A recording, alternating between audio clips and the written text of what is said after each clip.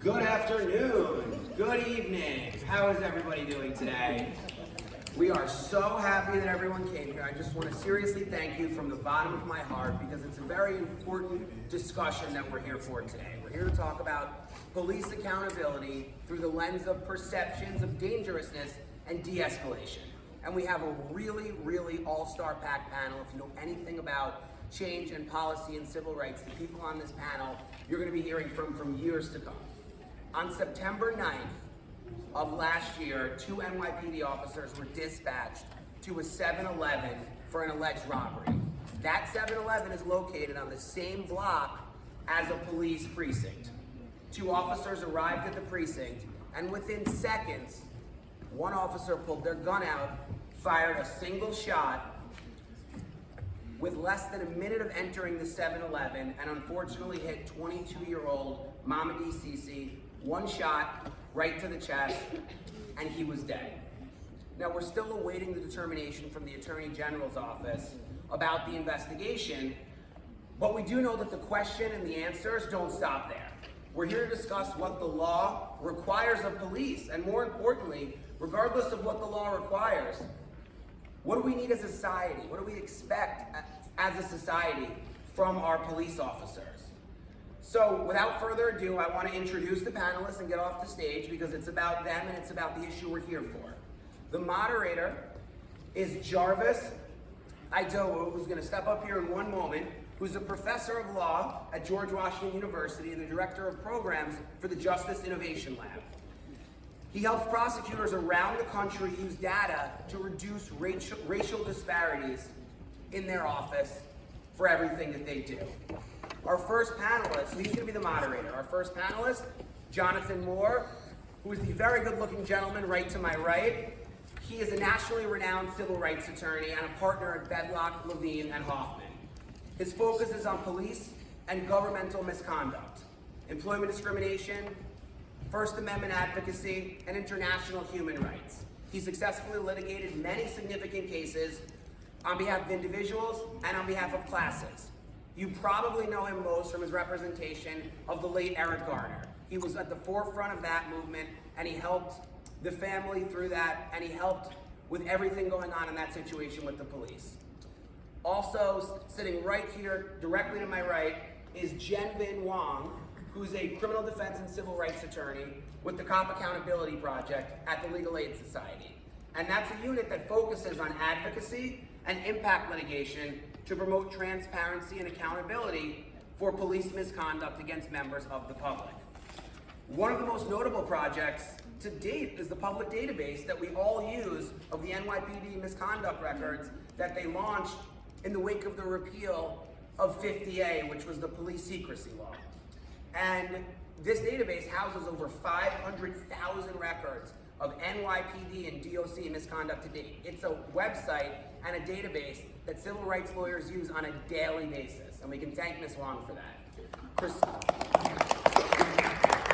And Christine Rivera, moving down the line, right here, is not to be undershadowed. She's a Bronx-born adolescent defense attorney, and she's policy counsel at the Bronx Defenders.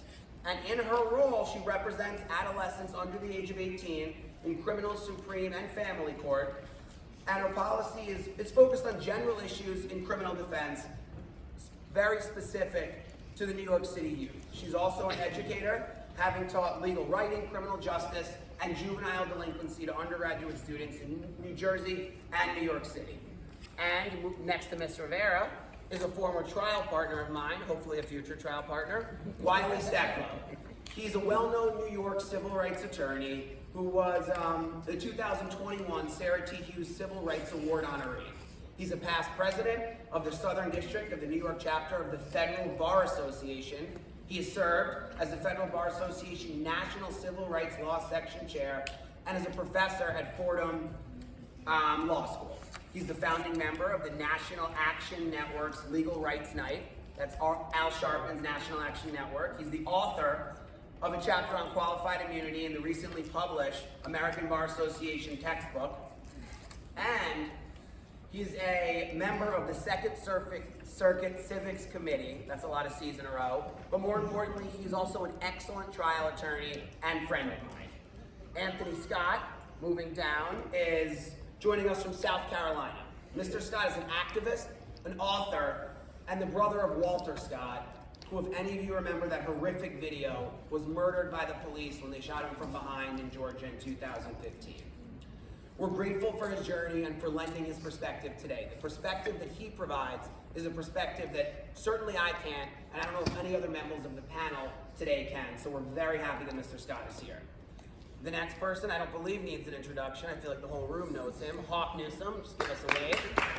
He is the founder of Black Lives Matter and later Black Opportunities. Since their inception in 2016, they've helped pass over 7 pieces of litigation, fed over 70,000 people. Even last year on Martin Luther King Day, I remember he filled an entire U-Haul filled with Costco and just handed out food to hundreds of needy people to give back to the community. I've seen him in action. He's opened the Wildflower Montessori School in the Bronx, a one-of-a-kind free Montessori school for children of the Bronx. Mr. Newsom's been on every major network, pushing forward a message of Black liberation and unity. He was notably accused by treason of Donald Trump and a very public fight with the New York City Mayor Eric Adams. But the best thing about Hawk is Hawk does not back down. And Hawk is here today to tell us about his experiences and what we're going to do going forward. And then sitting next to Mr. Newsom is the organizer of this event, Rachel Black, who's a very, very, very well-renowned civil rights attorney. She is currently working at Shulman & Hill. Her past experience, she spent 10 years as a public defender at the Legal Aid Society in Manhattan. She represented every single person from every facet of life, every age, every different crime charged. And after she left Legal Aid, she even went to clean up another city. She was at Legal Aid in Manhattan. She went to Philadelphia. And she actually worked, I know you're going to think, as a DA, not that kind of DA. She ran the Conviction Integrity Unit. She was the one responsible for looking at cases of people that should not be in jail, reviewing those cases and letting them out of jail, saying to the DA, no, this person didn't do this crime, let's reinvestigate this. So I'm very happy to have her perspective in this panel as well, because she's done it from both sides. She's seen the way the prosecution does it, she's worked at Legal Aid, and now she is solely doing civil rights. And last but certainly not least is Isaac Wright, who's sitting next to Ms. Black, who's a nationally recognized artist and activist for police accountability.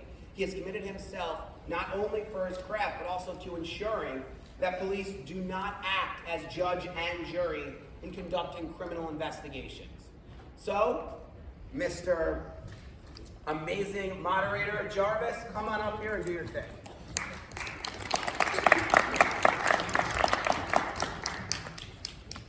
Good evening. Can you all hear me okay? Yeah. We have a limited amount of time, so I want to get into it pretty quickly. I'm going to start, I think, with asking a few questions about police accountability in particular, and I'll direct that to some of the panelists. But I wanted to say that I'm excited to be here with you. I'm also, frankly, tired of having this conversation. I have moderated a number of these, and I'm hopeful that this will feel to folks here like it's generative, like it's moving things forward. But if I'm being honest, I'm tired of doing this. So I want to start, I think folks here are aware, right? Even in the most liberal states in this country, the law permits police to kill. And they do so at shockingly high numbers, especially when you look at what's happening in comparable countries around the world. And with that, the research isn't entirely clear here, but the estimate is that about 1% or less than 1% of those cases are ever charged. And so I want to start with a question about accountability, and I want to direct this to the lawyers, and we can go sort of popcorn style. But how should we be thinking about accountability in this context? What does accountability look like? I can start.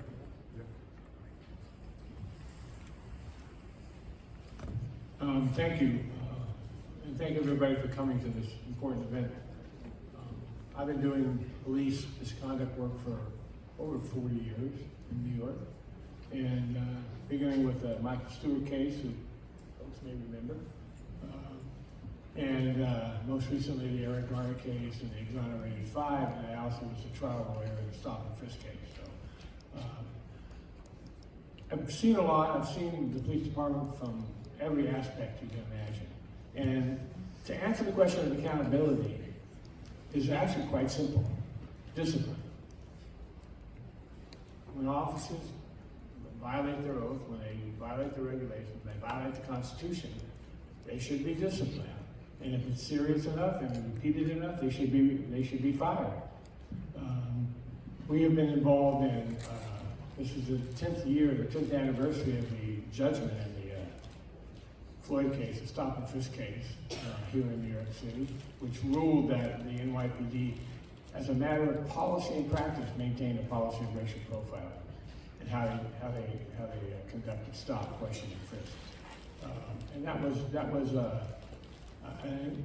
historic judgment, an unprecedented judgment against the largest police force in the country. And we've been dealing with the question of how do you remedy those violations for the last 10 years. Jen Bean can tell you that it was one of the most frustrating parts of our work because the police department doesn't want accountability outside of its own four walls. It just doesn't want it. It doesn't want anybody looking at it. That's why you can go through the CCRB, do whatever you want, get a finding of misconduct.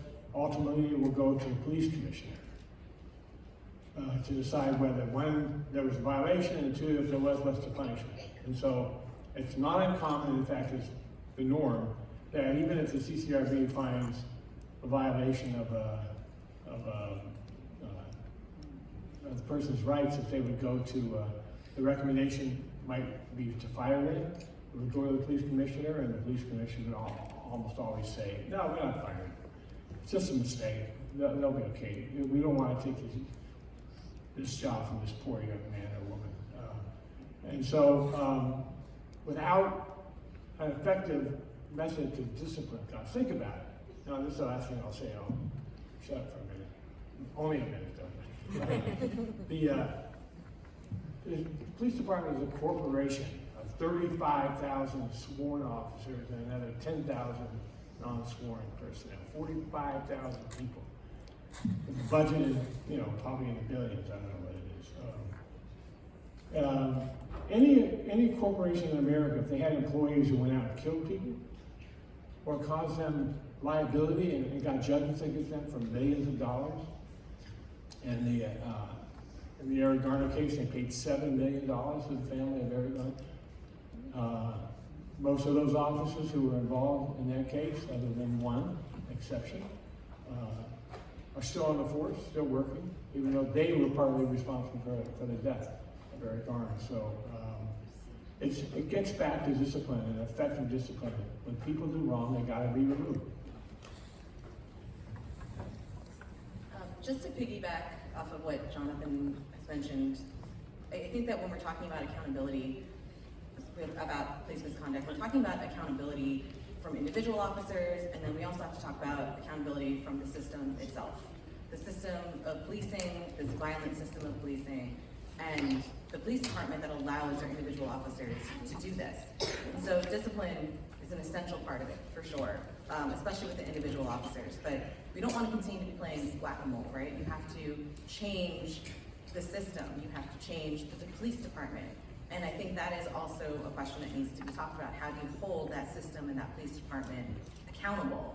And I think that is a question that for every single person here in this room who pay their taxes, who vote in the elections that matter locally, it's about how do we hold the police department accountable as well. And so to that, I would say there is one thing that we can do as individuals, and that's, you show up and you make it known to your elected officials and to your representatives that you want the NYPD to be held accountable for their officers, that you want the NYPD to be accountable for allowing this to continue to occur. And a part of that is this I think it's $11 billion budget when you count in all of the kind of, bits and pieces here and there, even if it's not in the one line, we're talking about all the things that go into the NYPD budget, we're talking like $11 billion. So it's about holding the department accountable as well, so just pass it along. So I'd like to hit on this just from a couple of different perspectives, but just most broadly, accountability, just as human beings, right? I think accountability is the basis of any healthy relationship, whether it's your family, whether it's your partner, whether it is the NYPD in the community, right? Like, you want the people around you to be able to take accountability when they do something wrong, and be able to acknowledge the fact that they could have done something better. And I think, in addition to that recognition, you also have to accept the consequences for what comes with committing that harm. And then also committing yourself to doing and taking the steps that you need to take in order to ensure that harm doesn't happen again, right? And you would hope that this is something that's normal and a goal for your relationships in your regular life, right? And that you don't have to fight tooth and nail each and every time you want someone to acknowledge that they harmed you, right? Imagine how unhealthy that relationship is, whether it's your parents, whether it's your partner, right? And now I want you to think about how unhealthy that relationship is between the community and the NYPD.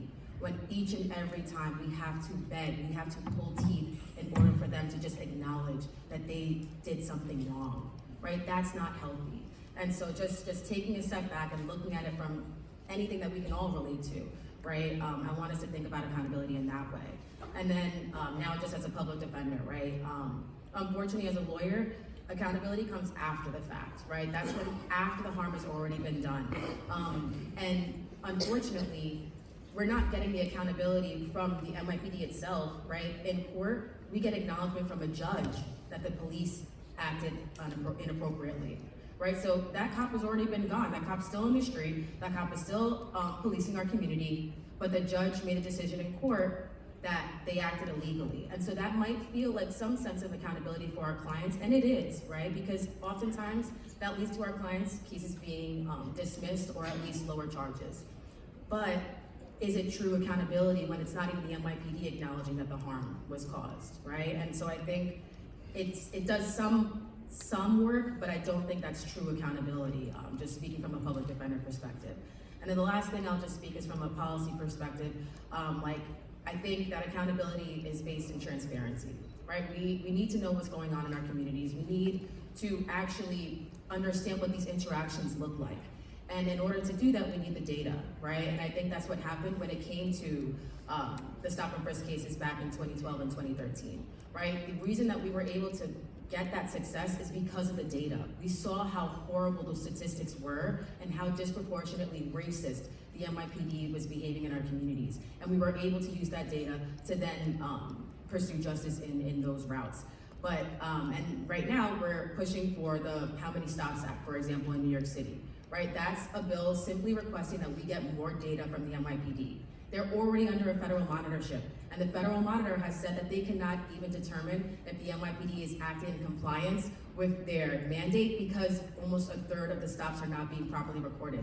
The NYPD acknowledges the fact that some stops are not being properly recorded. And so that's why we're now calling on the city council, right? Because it's their job to hold the NYPD accountable as well. And so those are just some different perspectives for how I see accountability. Thank you. I also want to thank Carrie and Rachel and Jarvis and Schulman and Hill for organizing tonight, and I want to thank each of you for taking time out of the responsibilities that you all have every day to come down tonight and join us for this very important conversation. Right? And police accountability is obviously an extremely important thing. As a society, we give law enforcement authority to help enforce the rules and laws that we think are important. So as a lawyer, what do I think police accountability looks like? I have to go through my training, right? I have to go through what I do. I'm a lawyer, so I bring lawsuits. When there's police misconduct, I sue the officer. When it's a pattern of misconduct, I sue the city. And I try and bring about change.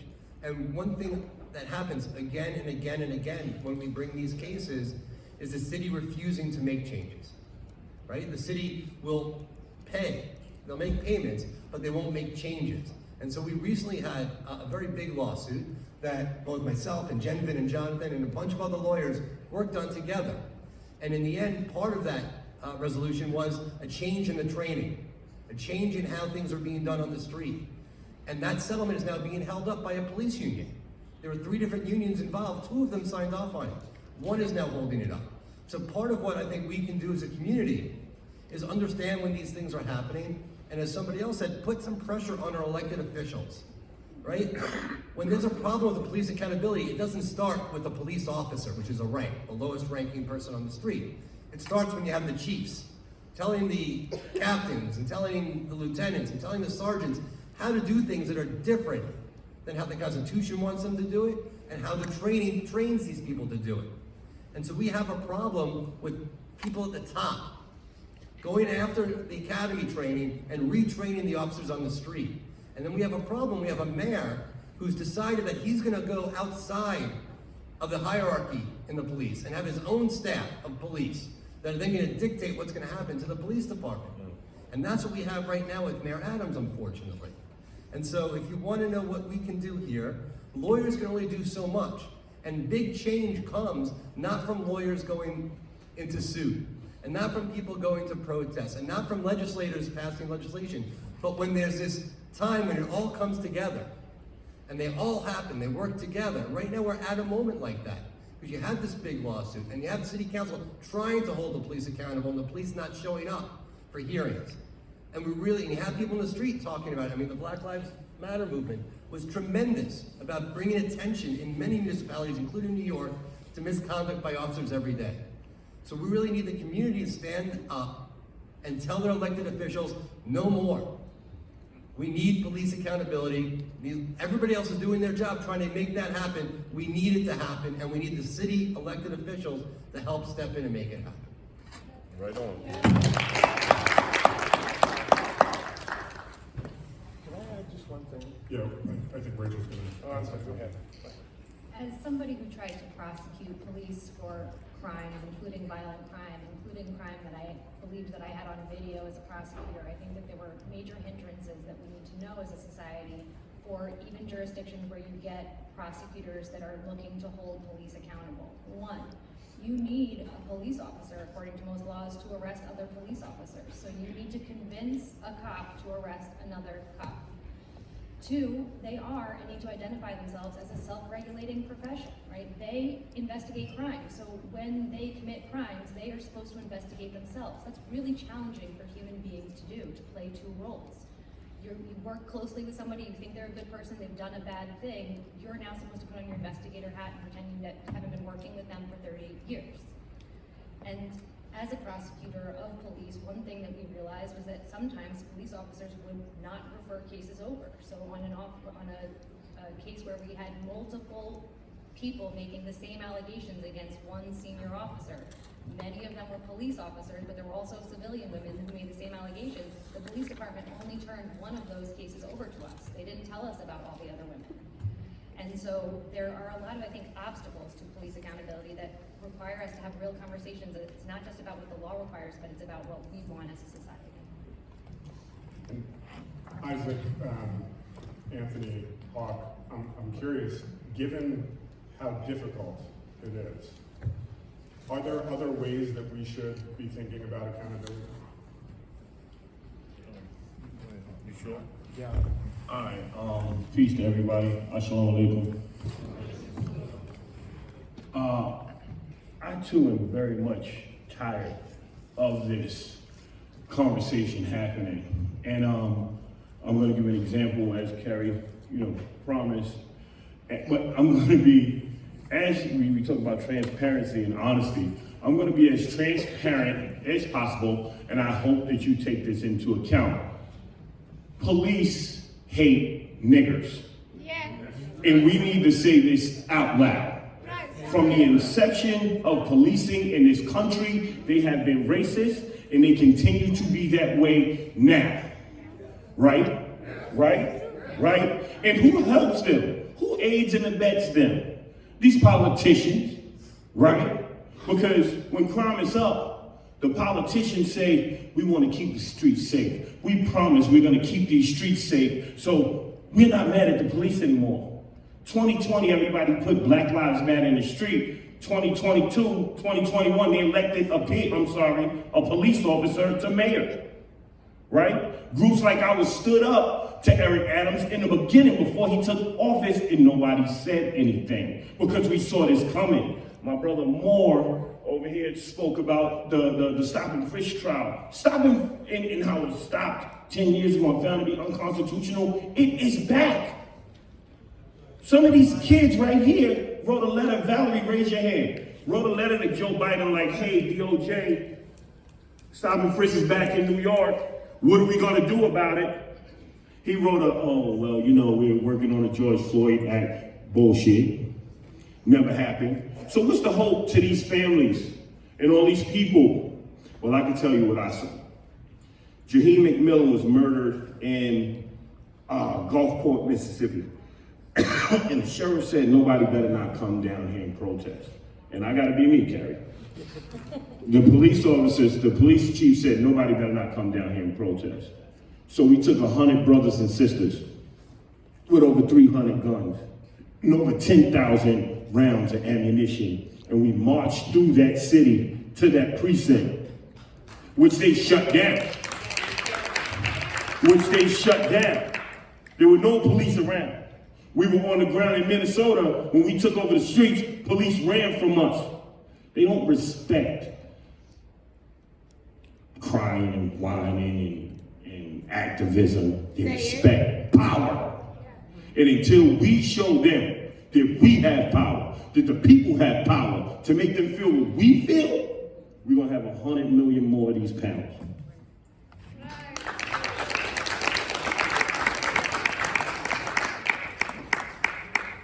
I hate to follow off after that, but I had a few things to say as well. And I think it needs to start back at the Constitution, where they don't respect us as black people, just like I'll say.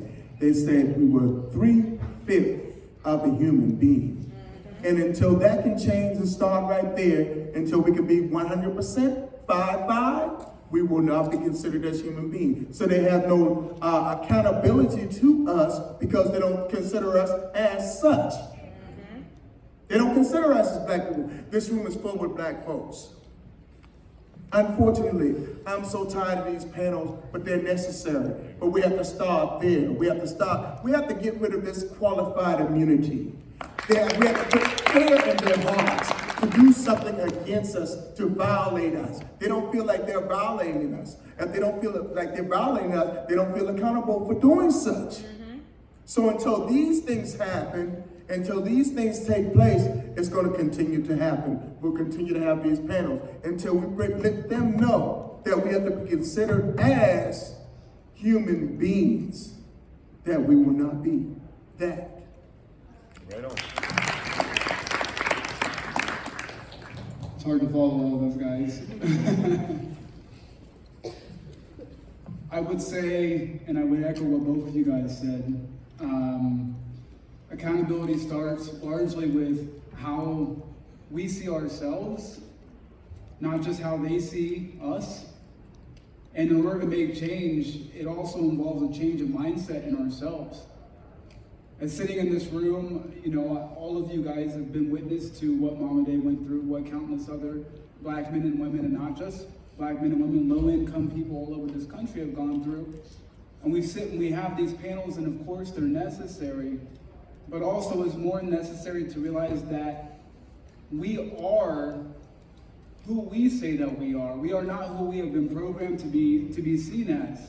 And so as we sit and we talk about police accountability, we also need to take accountability for our own fear, our own ways that we have been taught to see ourselves, because power does lie in this room. It lies in every single voice, and not just the people here on this panel. And police won't hold themselves accountable like Brother Hawk said, because they're standing with all of the power, and power only shies away in the face of more power, but you need to recognize the power that you have. So, hard to follow what all of you guys said, easy to echo, but also I really want to encourage you all, this isn't just about how they see us, it's about how we see ourselves. I'm glad you said that. I want to ask about perceptions of dangerousness.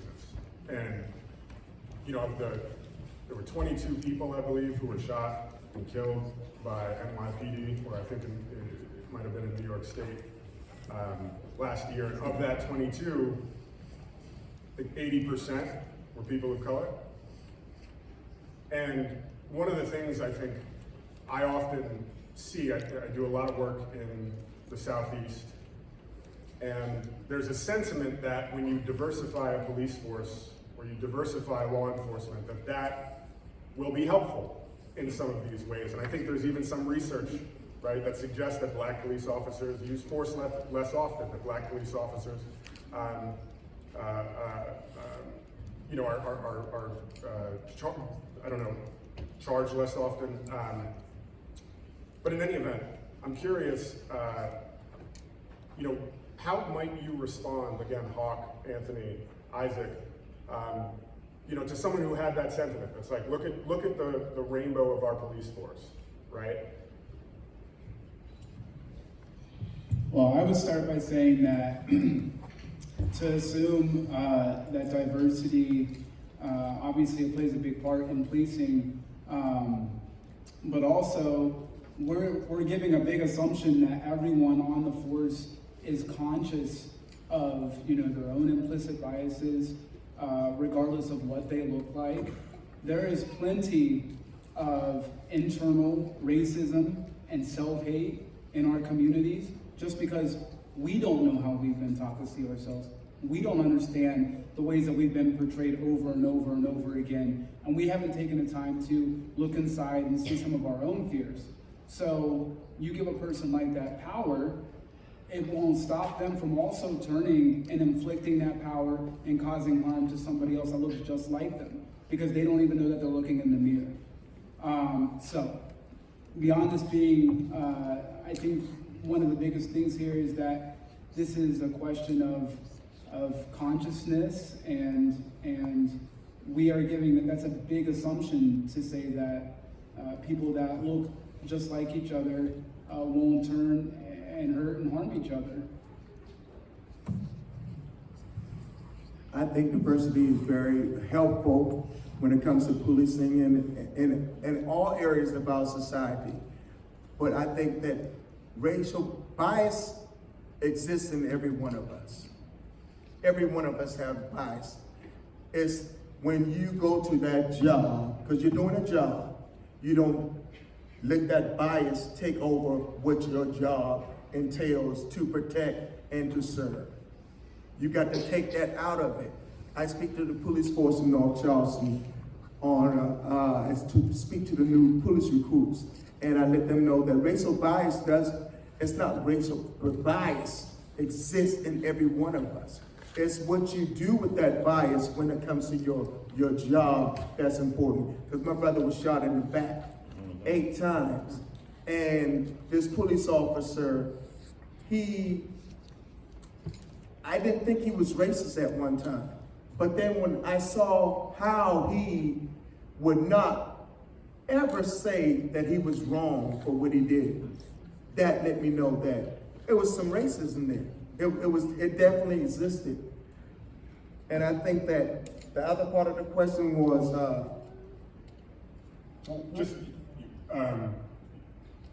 how might you respond to someone who points at diversity in a police department as... I don't think that's the answer, and that does not solve the problem. And just like the young man says, that it's how we perceive ourselves. And until we can perceive ourselves in a certain level, in a certain way, basic bias is going to be there automatically. But we have to control that biasness. We have to look at everybody as the same. I think there needs to be empathy in policing. and there's a lack thereof, especially when it comes to people of color, because they don't respect us as such. They don't.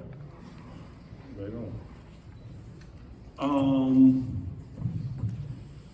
A black cop, a Latino cop, will look you in your face and say, I'm not black, I am not brown, I am blue, right? They already dropped their cultural identity, right? So you have New York City, which is one of the most diverse police departments in the world, but listen to their long line of hits. Amadou Diallo, Eric Gardner, Eleanor Bumper, Sean Bell, you name a high-profile case, and 80% of them came out of New York. You want to look at all black police departments, look at Jackson, Mississippi. They dumped 215 bodies behind it. Look at Atlanta, Georgia, where they kill a black person every time they get a chance. The bottom line is, I'm going to say something that y'all need to be saying all the time: abolish the police. Say it. Abolish the police. Say it. We need to find a new way to maintain order in our society. This system is not working. It's morally corrupt. It's broken, it's foul, it's disgusting, it's rotten at its core. But somehow this wicked ass country has brainwashed us to think that we need something that is killing us. And it's foul, and they need to be done away with. And I do not care about the cops. And I say F12 from my core, because they do not care about us. It's a war going on outside. They jumping out, harassing us, right? My kids getting stopped and frisked, they talking crazy to us. They trying to run down on me in my truck till they see us meet, and it's, leave that nigga alone. They need to leave every nigga alone. They need to be scared of what happens every time they bother any one of us. But the bottom line is, I'm tired of begging and pleading. I'm an advocate of the Second Amendment. When you are strapped up, when you are gripped up, they treat you differently. Any Democrat who tells you that you need to give your guns back is not your friend. How could you tell people who were enchained and enslaved on this land to give back the same weapons that were used to oppress them? Say it.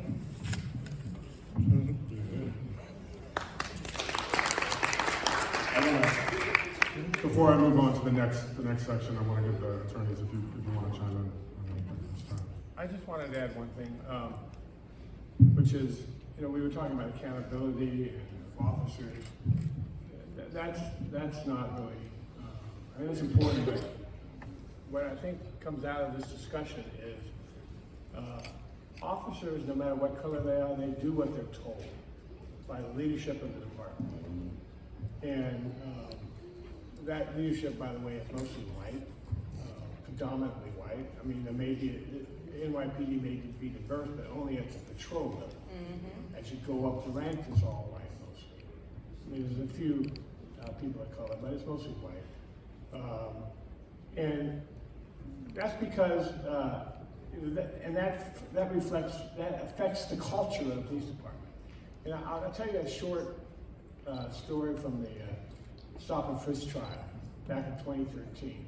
There was testimony about a conversation Ray Kelly had with former Governor David Patterson and, interestingly enough, State Senator Eric Adams.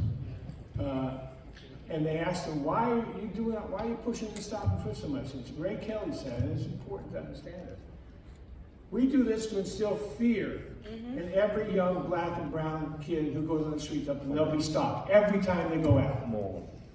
Fear. That's not policing, that's fear. That's fear mongering. And, when you cut it right down to it, that's why people argue that they should abolish the police, because they're not about policing, they're about instilling fear. Yep. Yeah. And,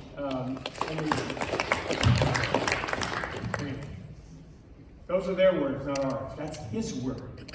Ray Kelly.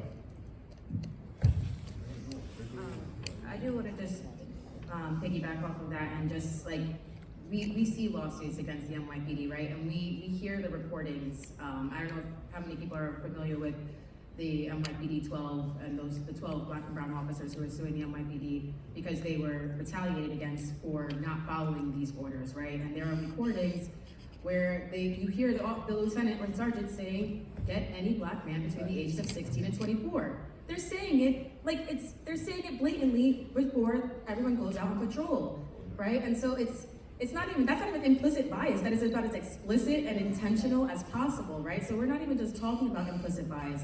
Like he said, they're listening to orders, right? And the moment these 12 black and brown officers did not listen, they got their vacation days docked. They got harassed, and they're completely excommunicated. That's what it looks like to hold your colleagues accountable. Your life is going to be made a living hell, right? And so and then when we talk about diversity, right, we also have to talk about diversity in class. A lot of these black and brown officers do not live in this community, they do not live in the city. A lot of them live in Westchester, Staten Island, or Long Island, right? So we have to talk about diversity in terms of class as well, because they want to distance themselves as much as possible from certain people, and we know exactly what they mean, right? And so just wanted to drop that in there.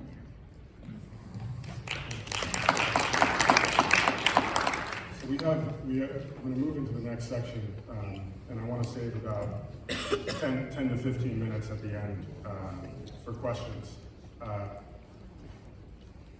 Before, and I oscillate, if I'm being honest with you, Hawk, about abolishing the police. I think I do feel that way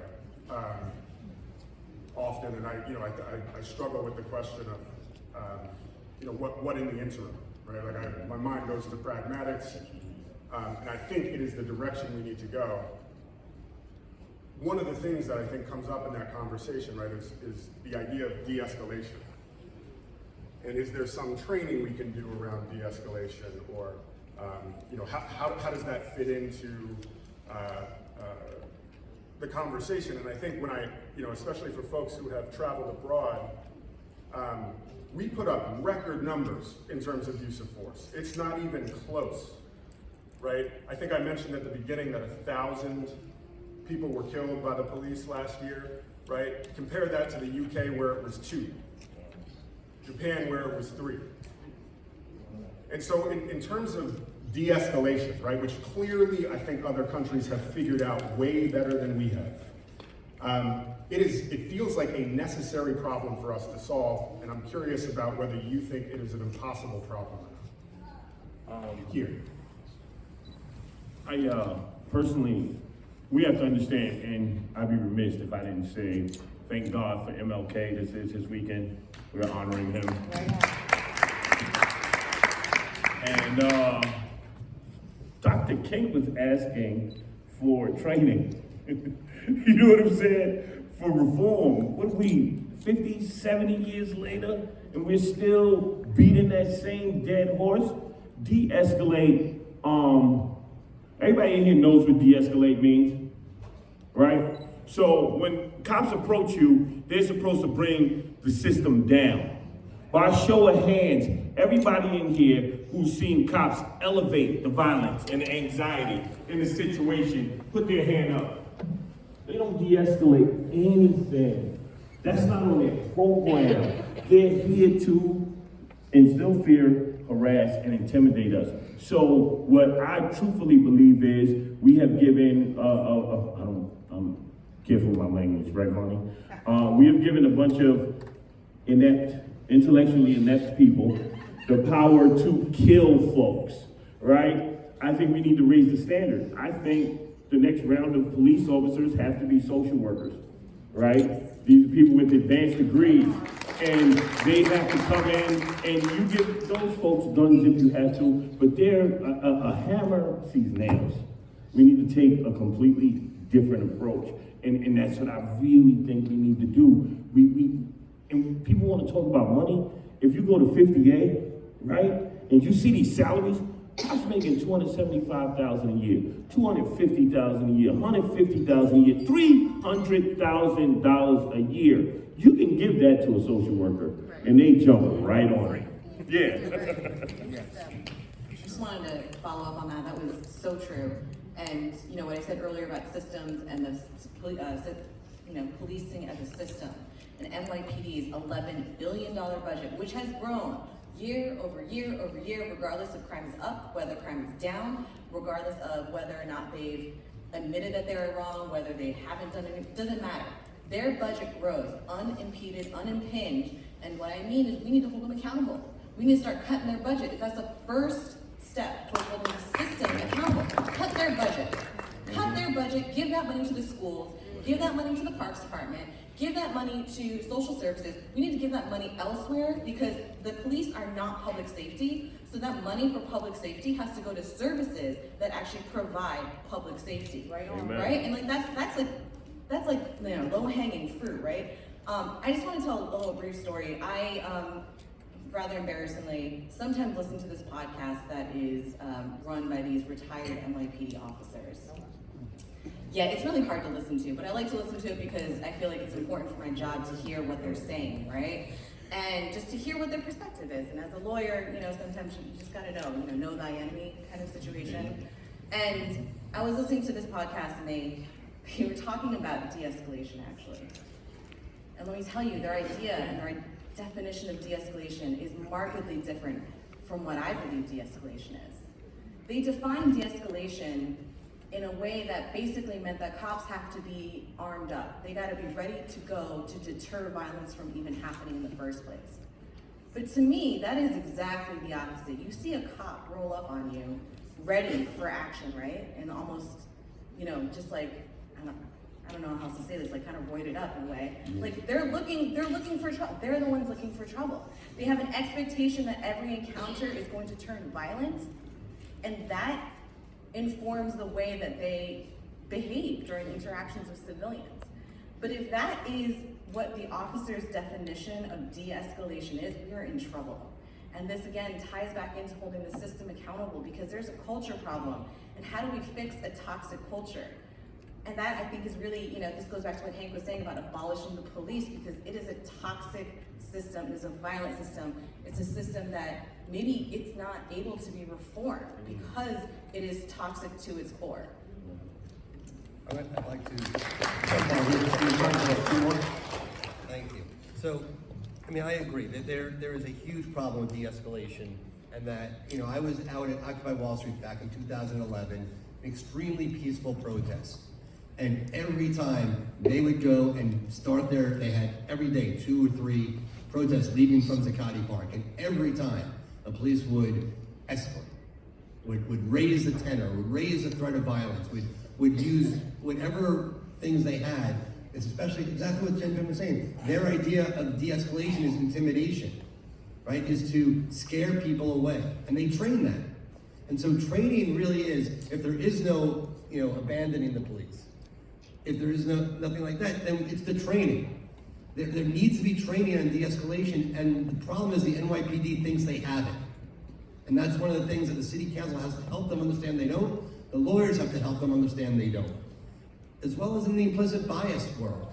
As you said, a lot of us grow up thinking, hey, I work with a lot of African Americans, I represent them, I do police misconduct work. I was forced to take implicit bias training as part of my obligations at Fordham Law School. And I learned that, yeah, I have implicit bias. It's just there, and I have to work to overcome that. Police officers need to know that, and they have trainings in cities like in Arizona, that is a very white area, and they have trainings for implicit bias there. Why do we not have them here? We've had trainings for implicit bias in court for judges. Why don't we have it for the police department? And the last thing I want to say is talking about the finances and the money. There's one theory I've had that I've thrown out there, I don't think will ever happen because of police unions and other issues, but the first time you take a police misconduct settlement and take a percentage of it from the police pension fund, the next day they will be stopping each other and intervening for violence and excessive force and constitutional violations on individuals in this city. That's all, it's a matter of money. You hit them in their pocketbook, you hit them in their purse, you hit them in their pension, that will force them to change the way they are policing. Yes.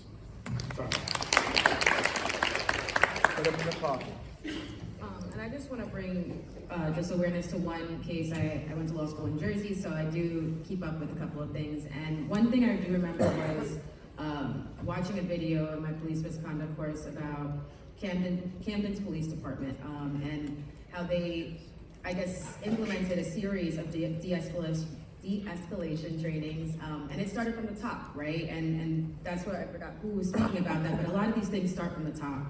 And there's one case, you can literally look it up on Google or YouTube, and just put in Camden Police Department de-escalation, and you'll see there was an instance in which you had, I think, over 7 officers following this guy who was wielding a knife, clearly having some type of mental episode, and they followed him for blocks and blocks and blocks. They cleared the road for any pedestrians, anyone who was around, until eventually he dropped the knife, and they were able to get him under arrest. No one was injured, no one was killed. It took a long time, right? They followed him for blocks and blocks and blocks, but that didn't make headlines, right? Because it didn't end in a death, right? They actually de-escalated the situation so that this person wasn't even tased or harmed, right? And so it does take patience, it does take training, and I believe the officers were actually interviewed about this interaction, and she said, initially, I did think about my gun, but then when her training kicked in, and she's like, you know what, that's not what we start with, right? And I think it might be hard and to initially fight that urge when someone is approaching you with wielding a knife. But I think it actually worked in the situation, and it doesn't happen until you actually try it. And so I think it's a good example. Obviously, have not seen that from the NYPD, but either way, I think it also, at its core, again, this system is working exactly how it was ought to work, right? And you can't train it away. So while that is a great example of someone not being killed, I mean, like, it's just ridiculous to even think about it, right?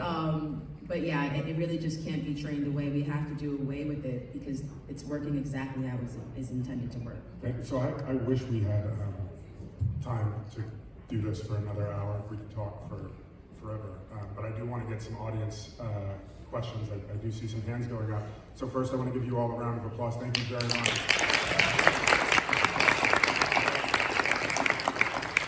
Folks, if you have questions, just feel free to come down to the microphones here.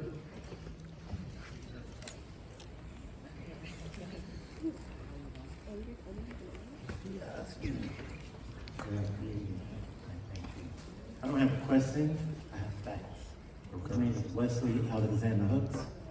On February 16, 2020, I filed a $366 million lawsuit against the City of New York City Police Department.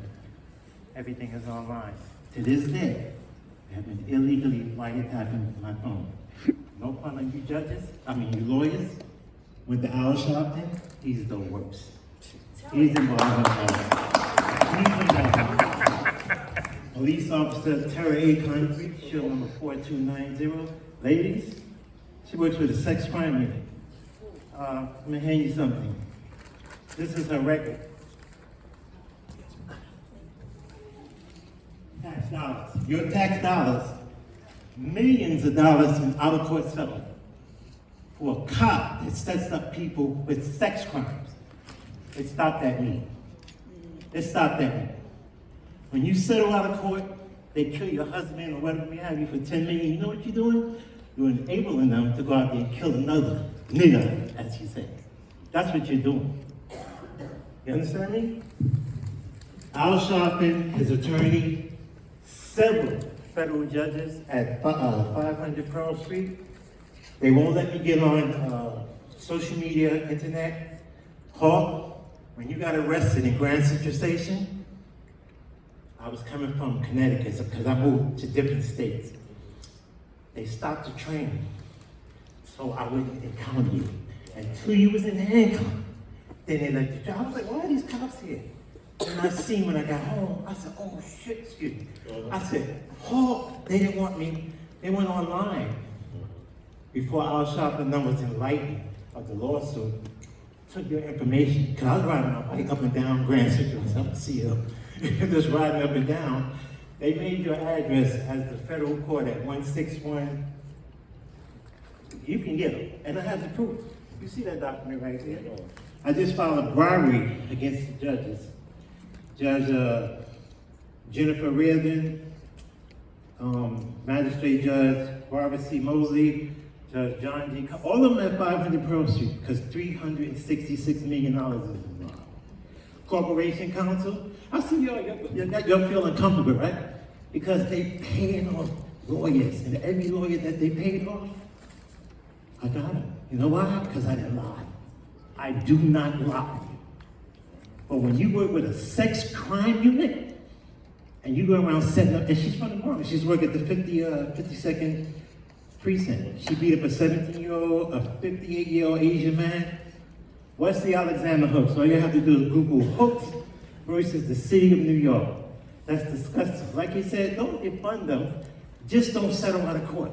So I don't want to volunteer any of the pain. This is very important, sir. No, I know. No. This is very important. I don't mean to cut you Hold off. on now. Let me tell you something else. Excuse me. Everybody, your phones, if you see something different with your phone, they have the power to do that. They have the power.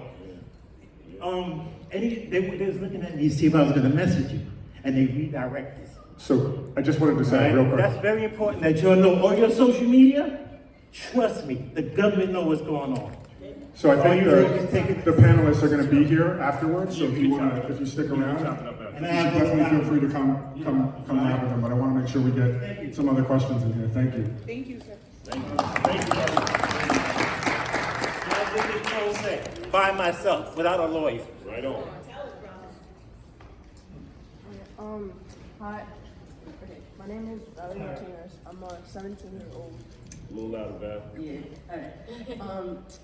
Good afternoon, good evening. My name is Valerie Martinez. I'm a 17-year-old senior at high school here in the Bronx. I am a member of the Black Ops organization. A question I have is, how can the younger generation prepare themselves to engage in discussions about law enforcement in the future, and who and what should they turn to for guidance? Because lately I don't see much guidance being introduced to the younger generation.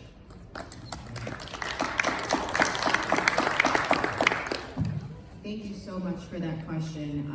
And I do want to just take the opportunity to talk about the fact that we want young people involved in this, right? If these bills, these policies, these issues are going to be impacting you, then we need you guys to be a part of that conversation, right? And so there are two ways, right? You can get involved in policy, right? Obviously, you're already involved in organizing, right? But I think that that experience in organizing will make you so powerful in the policy space, right? We So write policy. amazing, absolutely amazing. So would love for you guys to join us upstate. We're going to be going on February 6th and February 13th to speak with legislators who are going to be the ones that are voting on these bills, right? So there's a Right to Remain Silent bill, and then there's the Youth Justice and Opportunities Act.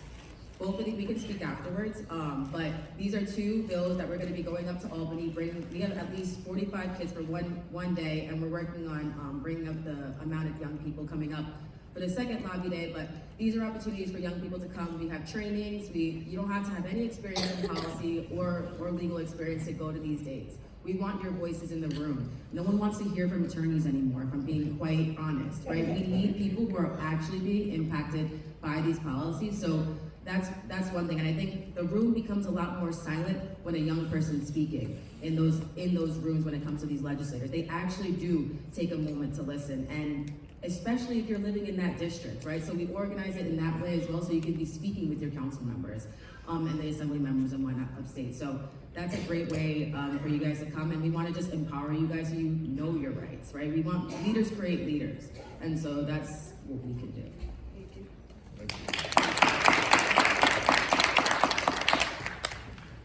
Hi, Eddie Cruz, case manager for Urban Youth Alliance.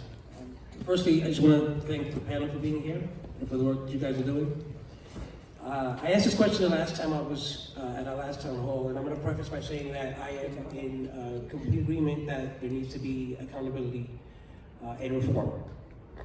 However, I feel like from our perspective, there are things that are within our control that we could be thinking about implementing that will save young black and brown lives, right? So I'm talking about, and it's interesting that she asked the question because it goes right into what I'm thinking about.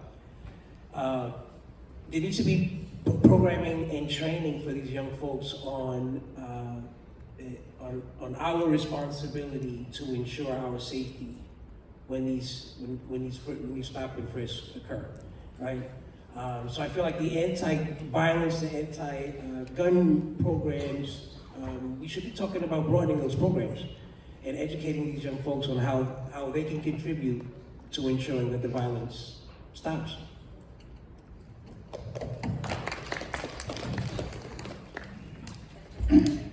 Yeah, please. Just really quickly, just in response, I just wanted to say that's absolutely right. And what I've been really heartened to see are a lot of organizations from the ground up, grassroots organizations, as well as larger nonprofits that are working towards making Know Your Rights campaigns and educational campaigns really accessible to everyone, including young folks. You know, I know that the Legal Aid Society has put out a campaign through our Community Justice Unit to put out a series on Know Your Rights, and it's really geared towards empowering young folks, but also geared towards letting young folks know how to protect themselves through knowing what their rights are. And I know that we're not the only organization that does it, and so I think that's a really great point. More programs like that should exist, and that's just the reality. It's the sort of poor interim reality that we have, but I think that's the most important thing to make sure that people are also staying safe.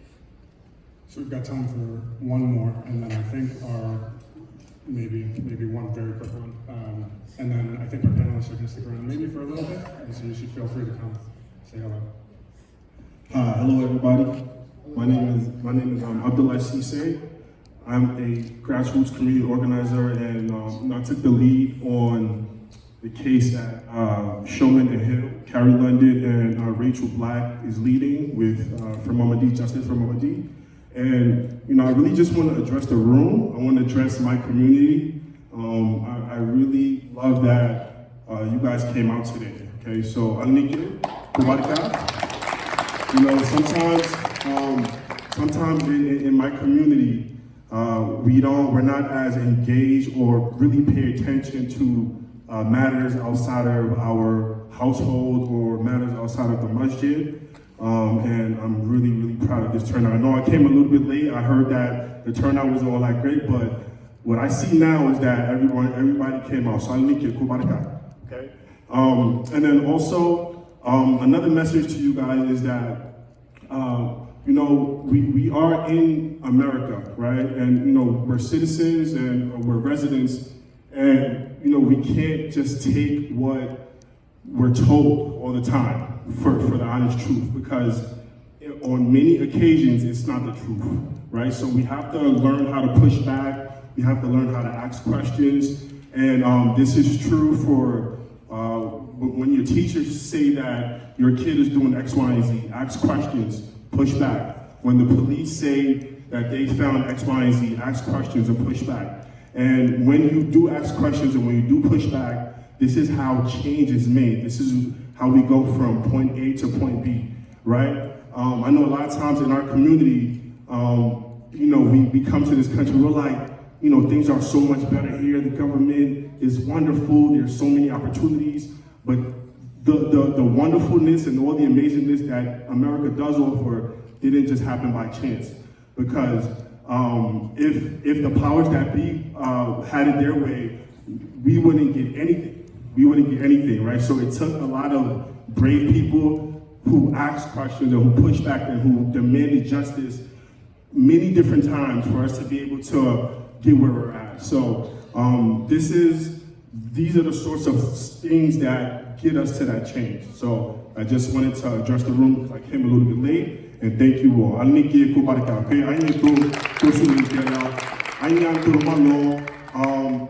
follow equal I